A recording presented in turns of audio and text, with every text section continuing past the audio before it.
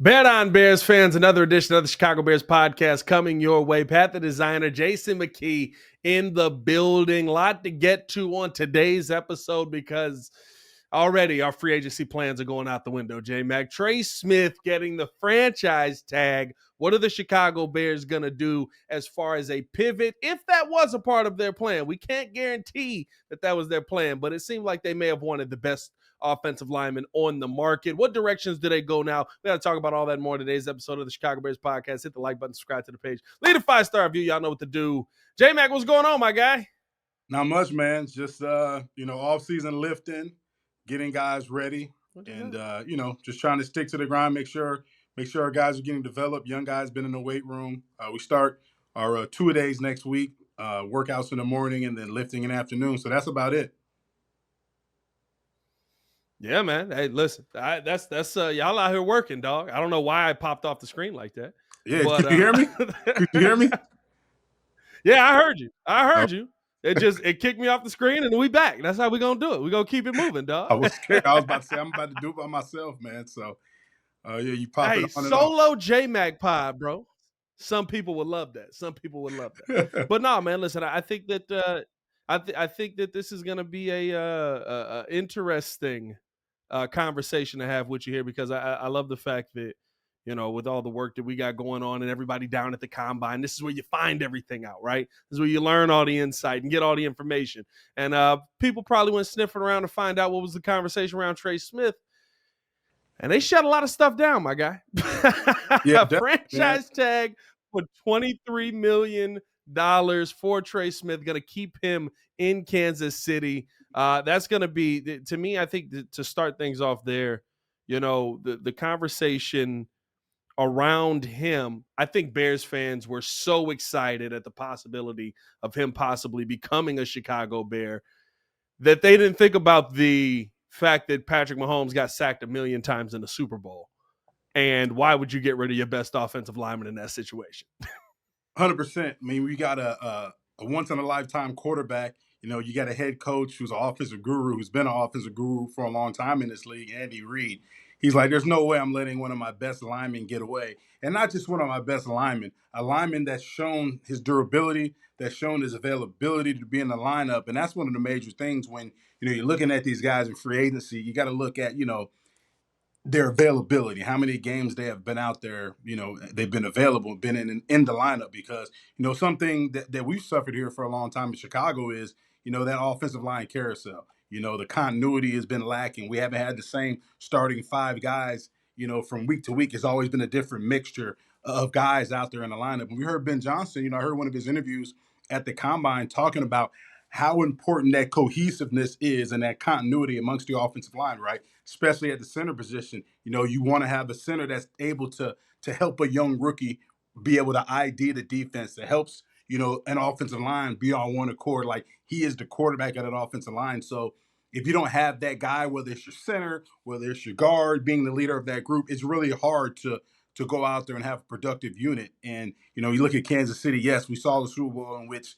that defensive front from the Philadelphia Eagles really dominated, the Kansas City Chiefs offensive line. But when you have one of the guys that you brought up through the ranks of your organization, Trey Smith's been there. He was a 6th-round draft pick. He's developed. He's gotten better. He's one of the top, offensive linemen in the league. I mean, I can see why they put the franchise tag on him. Offensive linemen don't grow on trees. Good offensive linemen you just can't find them. So you got to do your best to re-sign them and keep them on your team when you can. And if you got to back up the Brinks truck to do it, well, hey, Andy Reid said, give me the Brinks truck, park it at Trey Smith's house, and deliver all the money because we got to keep this guy in the lineup. Yeah, of course, we know they're probably going to want to get a long-term deal done here with Trey Smith, but at least this is a starting point as a placeholder that keeps him in place. The conversation we're going to have today, though, while that is an important part of this, though, we're doing the Chicago Bears podcast. It's not the Kansas City Chiefs podcast. You got to go find your own podcast for that. But where do we see the Bears pivot in this situation? I think that's such a valuable conversation to have, and I want to have that here in a second. But first, we actually do need to talk about something very, very serious here before we get into that conversation, because a friend of the show, a teammate of yours, went through a very serious situation. Henry Melton had to deal with going through open heart surgery. And I mean, just insane to hear. When I saw it on Instagram, instantly hit him up. He's doing well as far as he said, but there's a long road to recovery in that process. J Mac, have you talked with H Mel? What's the latest that you've heard? Have you gotten an update on anything? And what's kind of been going on in you guys' circles over there? Yeah, we've got a team group chat, and I actually talked to Henry Melton over the weekend. And the funny thing is, a lot of guys, didn't know what happened.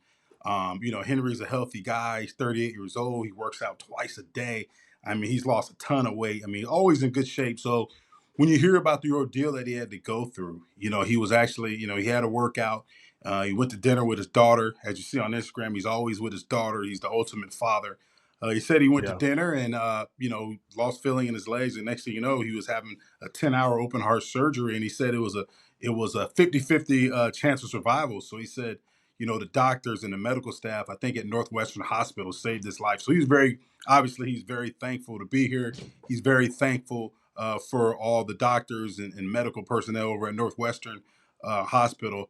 But I'm just having a guy go through that, especially when you're teammates. We're all just thankful that he's here. He's here with his daughter, and he's going to make yeah, a full recovery. So, it's tough to see somebody go through that. But he's upbeat. He's still cracking jokes. He's still Henry Melton. So I know it's a long road to recovery, but he'll definitely make a full recovery. And I know he's got a group me out there, a GoFundMe that we're going to put up here. So if you yeah. guys can, make sure you help out Henry Mel. He's the type of guy, was a great teammate, will give you the shirt off his back. And, us as his teammates, we're going to do everything we can to uplift him and his family as well.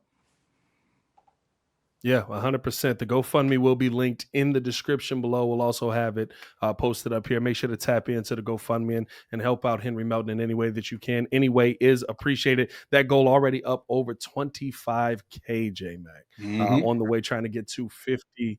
The, the Yeah. the the recovery process for that is a lengthy one. So in any way that you can help, we want to make sure that we put that out there to you guys, man.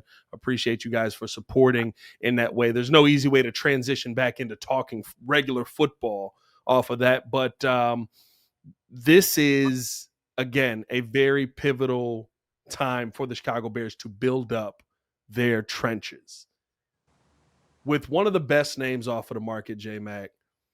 Where do you think the Bears look to try and build things up here? Because Trey Smith was the number one name, felt like they were going to spend money on that big name. But now, right, you still got a Drew Dahlman out there. You've still got a Yep. Mekhi Becton if that's a route that you want to go. Ronnie Stanley's a name that has been attached to the Chicago Bears here over the last couple of days that the Bears may pursue him. Where do you think is a good starting point here now with Trey Smith off of the market? Yeah, it's really, I mean, I think answers are gonna be more defined after they see how all these offensive linemen perform in this combine.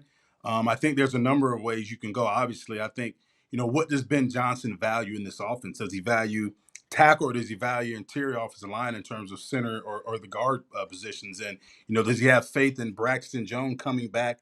Off of injury. Obviously, Darnell Wright's going to be the right Yeah. tackle. So it just depends on where they want to go. You look at Will Fries, a guy who he only played 5 games last year, suffered a fractured tibia, so only played 5 games. But when available, he's been a very good, offensive guard. 31 starts in his career. I think he was. If you look at PFF, he has some good ratings in terms of pass blocking and run blocking. So there's Oh, yeah. you can go there. But like you mentioned Drew Dahlman. If you want to bring an experienced center, a guy who's played a lot of football in this league, who's when he's available has been very effective. But another guy that missed some time the last 2 years due to ankle injuries. And then you look at another name that I think not a lot of people have thrown around is Kevin Zeitler, the guard from the Detroit Lions, who the familiarity is there because he's been with Ben Johnson the past few years. But it just depends on where you want to go. And like we always hear Ryan Poles talk about, if the money makes sense, the fit is right in terms of the player and what they're trying to do in terms of their run game, and that free agent is a fit for him. Well, then hey, I can see the Bears pulling the trigger with one of these free agents if they don't like what they see via the draft. With them picking at number 10.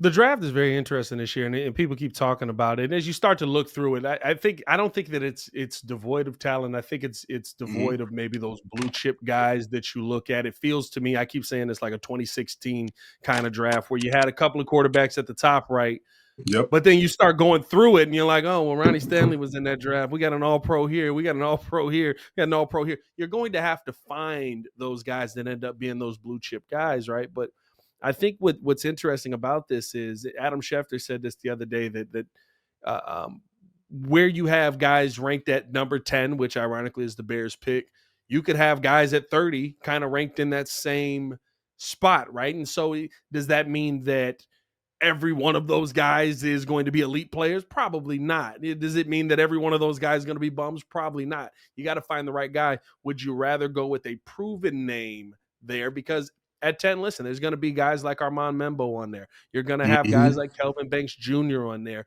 where they're going to be available to you. I don't think Will Campbell ends up falling that far to you.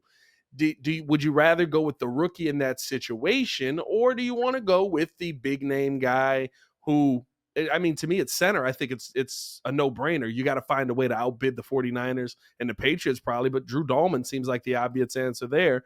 What do you do with the rest of that line is kind of the question after that.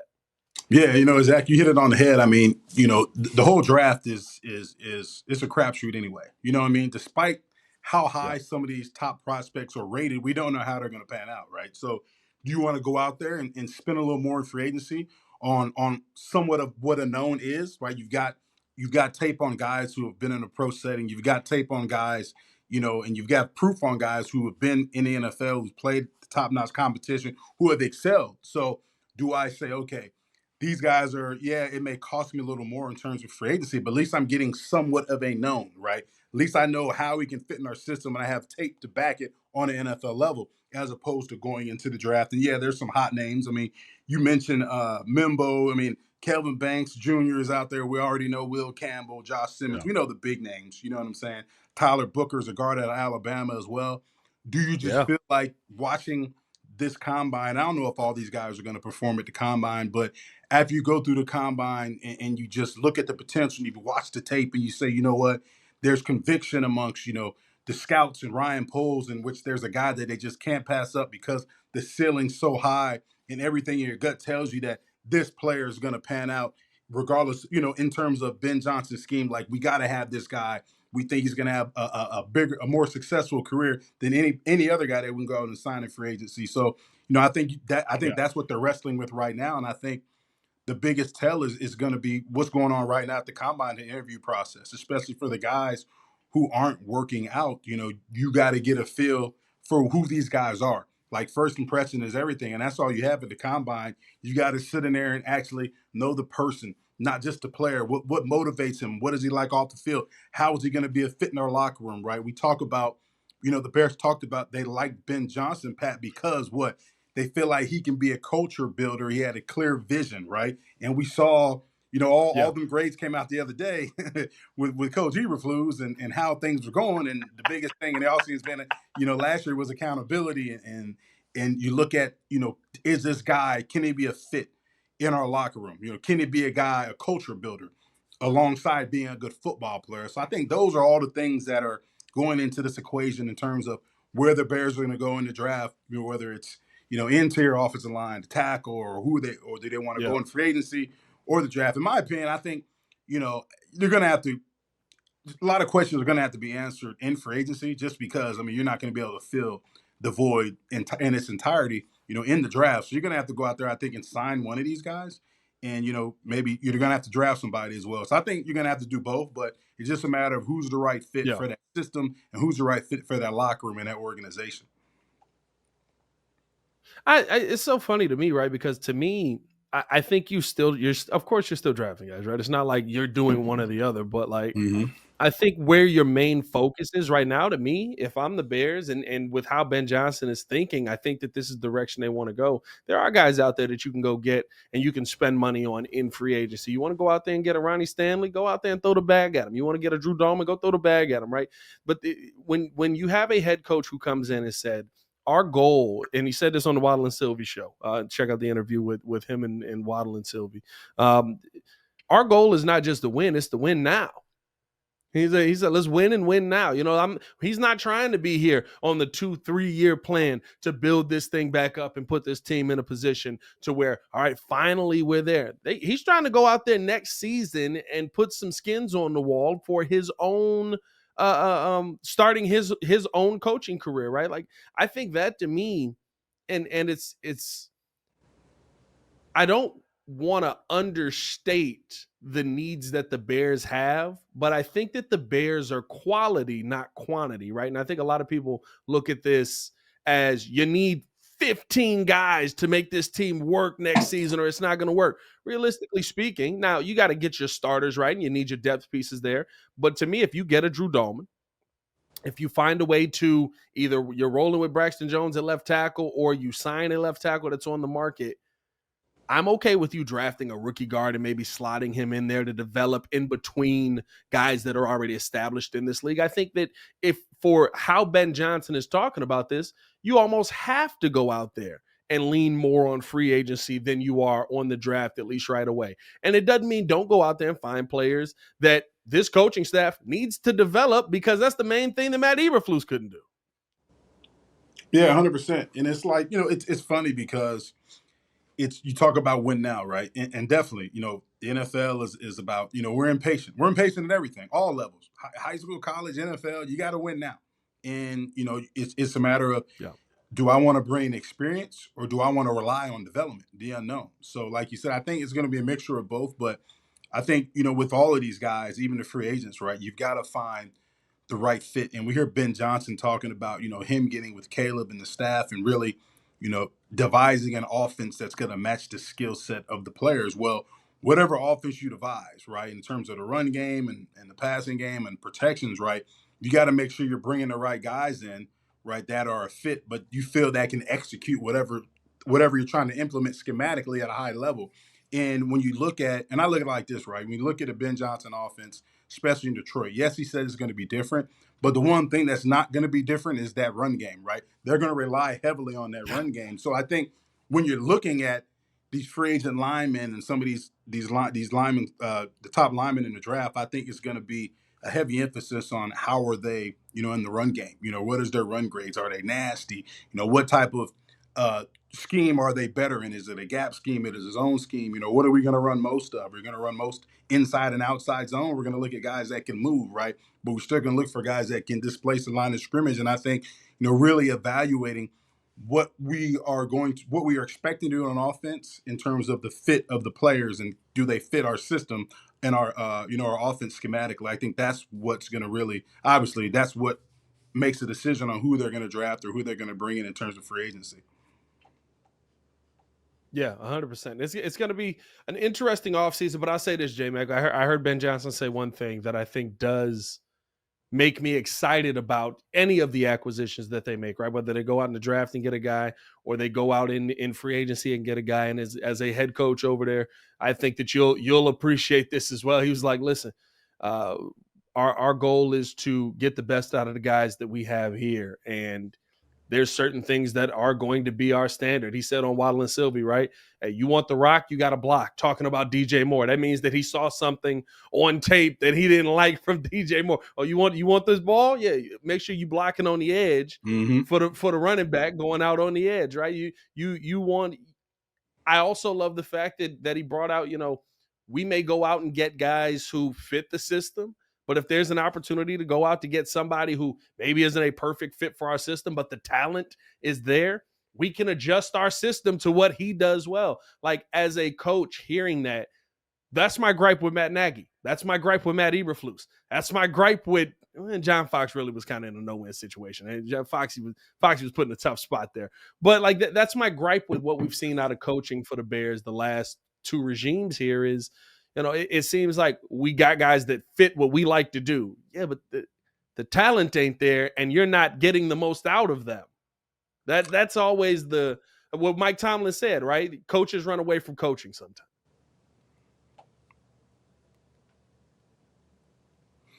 Yeah, I think, like you said, as a good coaches, right, they will always adapt their scheme and what they're doing towards their players' talents, right?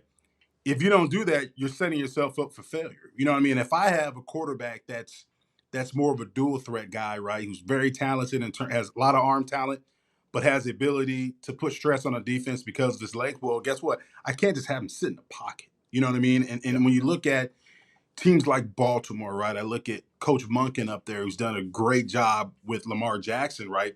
Lamar Jackson, yes. Does he have arm talent? Yes. Can he beat you with his arm? Yes. But we're still going to utilize him, right? We're going to implement quarterback run game, right? Put more stress on the defense because that's Lamar Jackson's skill set. You know what I'm saying? So it's the same thing with the Bears. You know, what do we see from Caleb Williams? You know what I'm saying? What is his skill set? You know what I mean? What is the skill set of our receivers, right?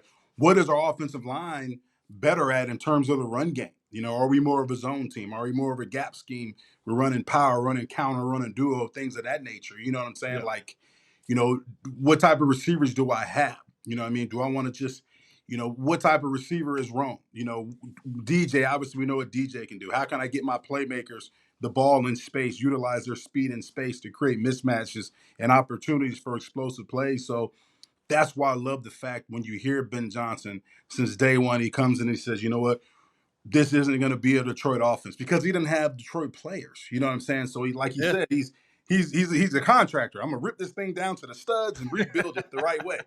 You love hearing that. You know what I mean? Because you know we've seen here in Chicago, and there's a lot of other examples throughout the league when you try to force your players into a scheme, right? That you only know, right? If I'm an offensive coordinator and the scheme that I know, the scheme that I was raised in, is requires me to have a quarterback that can really just be able to dissect and beat me from the pocket.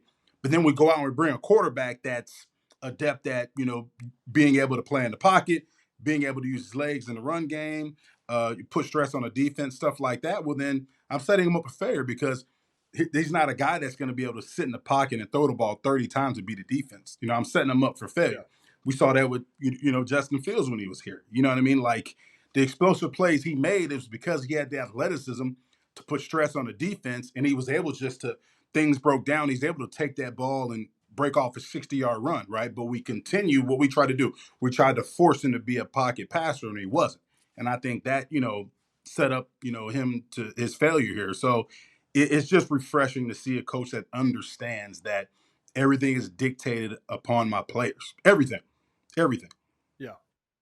Did hearing Poles and Ben Johnson talk at all over the combine and all the interviews that they've had to do give you more confidence or less confidence one way or the other that these guys are finally going to get this right? I mean, listen, I'll tell you this. Ben Johnson comes out confident, dog. That mug was like, hey, look, you got to do what you got to do. You got to go get the Right. wins. And, you know what I mean? And the game ends you up. All right, calm down there, dog. Yeah. You know what? I don't know. I mean, like we've heard polls for years now, and he says like if the price is right, they're going to spend. You know, obviously, he says you may have to overspend. I heard that a few times. You know, with the interviews Yeah. he's had in the combine. I hope that's right. I hope we go out there and we're bringing guys in that we feel strong about in free agency with conviction. We may have to spend a little more to get this thing right. You know, I just think that you've already done that with the coach. You brought a coach in, first time head coach. Yeah, you spent a lot. You spent a lot, but you got the guy that you wanted, and you got a coach that wanted to be here. So Yeah. I think they're gonna go out there and do whatever it takes. I hope they do. That's my feeling. But we've been wrong a lot here in Chicago. So like I said, Pat, I'm gonna remain. I'm not gonna get overly optimistic. I'm just gonna sit back, eat my popcorn, and see how this thing transpires. And I'm just excited to see, however this team looks or whatever this team looks like. I'm just excited to see them get out there, on the field in mini camp and OTAs, just to see how, Yeah. Ben Johnson and his new coaching staff is going to run practice, just to see how the standards and the expectations and the accountability has changed on this team. Because that's what wins games. Like scheme is scheme. But when you have that chemistry, right? When you have that culture, when you have, you know, everybody on one accord, that's what wins games. So I'm excited to see, how that's going to come about with Ben Johnson and some of the coaches that he brought in on this staff. Yeah, listen, that's how J Mac handles the sidelines as well. Sits back, watches the chaos unfold, and throws some popcorn down together. You know what I mean? I wish it was that J easy. Mac, what are you seeing down there? We're losing. Yeah, you see J Mag, it gets too bad. J Mag's in the locker room eating they post game meal before they get in the locker room. I'm so mad. Get me out of here. J Mag's texting Danny Z. Danny, I can't take it no more. J Mac has done the "I can't take it no more" text more than once, and Danny's just Yeah. like, "Keep coming back, brother. You Danny's can't like, no. leave us." Or he gives me the thumbs down emoji. I say, Danny, hey man, I quit. He gives me the thumbs down emoji on my text. Every time. Every time. Hey man, we appreciate y'all for tuning in and listening. Let us know what you want to see this Bears team do in the free agency and/or draft. How do you think they should pivot after Trey Smith taking off of the market before they even got an opportunity to really go after him? Hit that like button, subscribe to the page, leave a 5-star review. Y'all know what to do. For Jason McKee, it's your boy Pat the Designer back at it again. Y'all stay safe out there, Chicago. Bread down. One love. Bread down. Peace.